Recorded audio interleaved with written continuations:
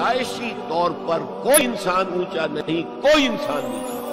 اللہ تعالیٰ نے سیرت النبی کو مجھ پر کھولا، میں نے اس کا انالیسس کیا، تجزیہ کیا، اور اس سے انفر کیا ہے اور چیلنج کرتا ہوں۔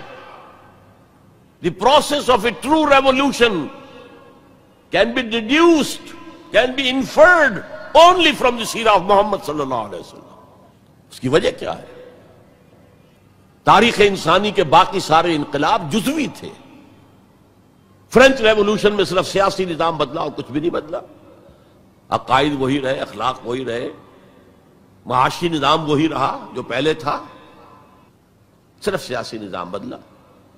بولشوک ریولوشن میں معاشی نظام بدلا، باقی معاشرہ وہی تھا، سوشل ویلیوز وہی تھیں، وہی عیسائیت جو کی تو قائم تھی۔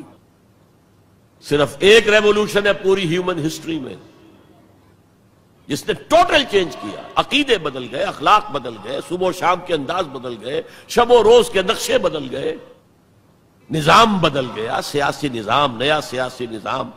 میں آپ کو بتا چکا ہوں، the historical role of Islam پر ایم این رائے کی کتاب پڑھیے اسے۔ اچھا، اور یہ تاریخی انقلاب، عظیم ترین انقلاب تاریخ کا، یہ ایک لائف سپین میں مکمل ہو گیا۔ فرینچ ریولوشن کے لیے فکر دینے والے روسو، والٹیئر وغیرہ بیسیوں جو ہے صاحب قلم تھے، ان کا ایکچوئل انقلاب برپا کرنے میں کوئی حصہ نہیں۔ they were men of the letters، desk workers تھے، بیٹھ کر لکھ سکتے تھے، میدان میں آ کر لیڈ نہیں کر سکتے تھے۔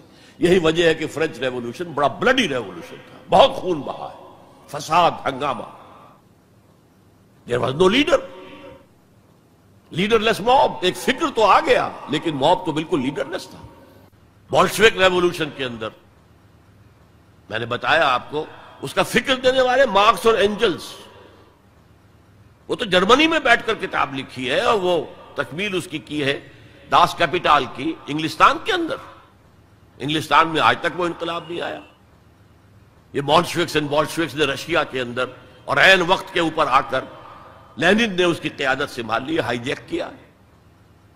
ادروائز دی بولشوکس ور مور امپورٹنٹ۔ بہرحال یہاں یہ ہے کہ ایک شخص ہے، وہ ایک شخص سے دعوت شروع کر رہا ہے، تنکا لا کر اپنا گھونسلہ بنا رہا ہے، اور پھر وہی شخص جو اسٹریٹ پریچر تھا وہی آرمیز لیڈ کر رہا ہے۔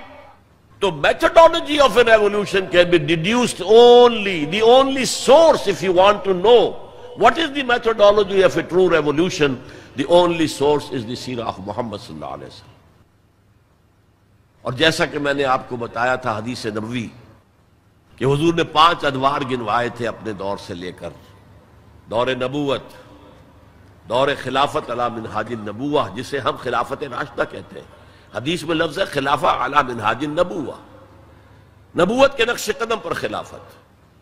پھر تیسری کاٹ کھانے والی ملوکیت، چوتھی غلامی والی ملوکیت، جبکہ انگریزوں کے غلام ہو گئے، فرانسیسیوں کے غلام ہو گئے، اطالویوں کے غلام ہو گئے، اسپینیئرز کے غلام ہو گئے، ڈچ کے غلام ہو گئے، پورچوگیز کے غلام ہو گئے۔ اور اس کے بعد آپ نے فرمایا پھر خلافت علی منہاج النبوت کا دور آئے گا، اور اس کے ضمن میں امام مالک رحمۃ اللہ علیہ کا ایک بڑا ذری قول ہے، لن يصلح آخر هذه الامة الا بما صلح به اولها۔ اس امت کے آخری حصے کی، آخری حصہ کون سا ہوگا؟ خلافت علی منہاج النبوہ۔ آخری حصے کی اصلاح ہرگز نہیں ہو سکے گی مگر اسی طریق پر جس طریق پر کہ پہلے حصے کی اصلاح ہوئی تھی، طریق محمدی صلی اللہ علیہ وسلم۔